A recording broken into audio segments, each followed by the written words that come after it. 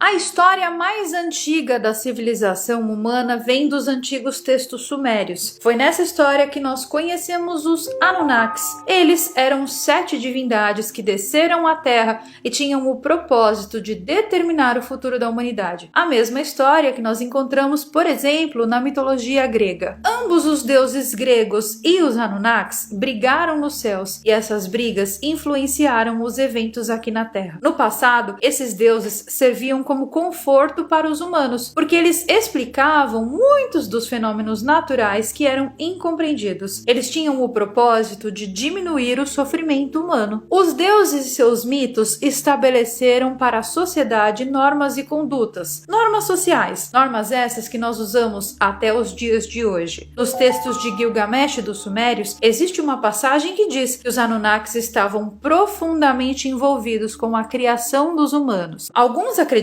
que as histórias dos Anunnakis não eram fatos, mas sim mitos fundadores. Só que no livro de Zecharia Sitchin, o 12º planeta, ele atesta que alienígenas nos visitaram há milhares de anos atrás, e eles eram provenientes do planeta Nibiru. Você já conhece essa história, já contei aqui no canal. De acordo com essa história, uma divindade chamada Enki misturou o DNA dos alienígenas com o dos humanos primitivos que habitavam o planeta, e o resultado somos nós. Então a ideia desses seres era usarem os humanos para trabalharem como escravos em suas minas de ouro, minerando para os Anunnakis. Parece uma história muito bizarra, né? Parece uma história de mentira, para que a gente tema aqueles que vêm dos céus, ou seja, para que a gente tema os deuses, tema os alienígenas, tema a um poder supremo do céu. Mas, infelizmente, sinto lhe informar, essa história não é um mito fundador apenas, porque ela aparece em muitas das culturas do mundo. Na antiga tribo Zulu, existe a história dos dois irmãos, chamados Vovani e Mpako. Eles eram 2 alienígenas que, de acordo com a lenda e com a tradição desse povo, esses seres roubaram um ovo de dragão e arremessaram esse ovo em direção à Terra. Sim, esse ovo é nada mais, nada menos que a Lua. Muitos textos antigos descrevem um tempo onde a Lua não existia. Aristóteles escreveu sobre os árabes que viviam na antiga Grécia, em um tempo antes da existência da Lua. Apolônios de Rhodes também fala sobre um tempo onde a Lua não existia. O historiador grego Plutarco escreveu uma história sobre os acádios, e ele os descreveu como sendo uma civilização pré-lunar, ou seja, antes da existência da Lua. Na Bolívia, nas antigas ruínas de Tiwanaku, existem símbolos que desenham a Lua chegando para perto da órbita da Terra. Então,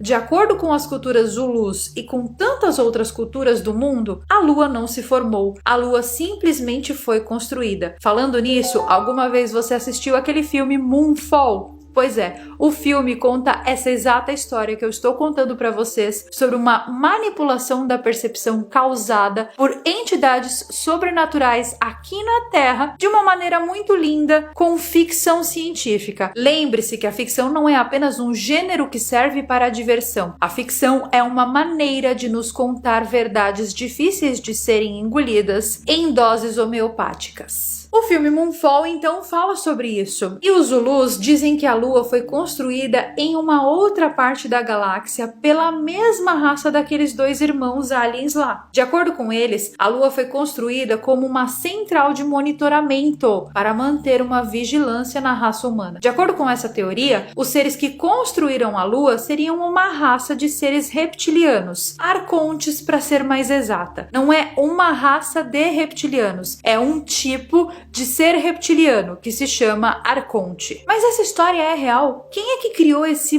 papo de reptiliano, afinal, que todo mundo fala o tempo todo por aí? Bom, teve um cara que foi banido do YouTube por falar algumas verdades. Você sabe exatamente de quem eu estou falando. Eu não posso pronunciar o nome dele aqui, mas a imagem dele está aparecendo em algum local aqui dessa tela. Muitas pessoas que acreditam nessa teoria da existência dos reptilianos acreditam que esses seres estão envolvidos nos cargos mais altos do governo, em empresas e até mesmo controlando algumas tecnologias, e que eles influenciam todos os aspectos da vida humana, e que eles possuem uma maneira muito interessante de alterar a nossa percepção da realidade. Eles manipulam a nossa realidade da maneira que eles querem para criar as narrativas mais absurdas possíveis. Bom, pelo menos é isso que diz a teoria da conspiração. Essa teoria da conspiração diz que o mundo que nós conhecemos não passa de uma ilusão e que que tudo isso aqui não é real, mas sim é uma Matrix controlada por computadores arcontes. E sabe quem é que falava muito sobre a existência desses seres? Ninguém mais, ninguém menos que Jesus Cristo. Mas não o Jesus Cristo cristão,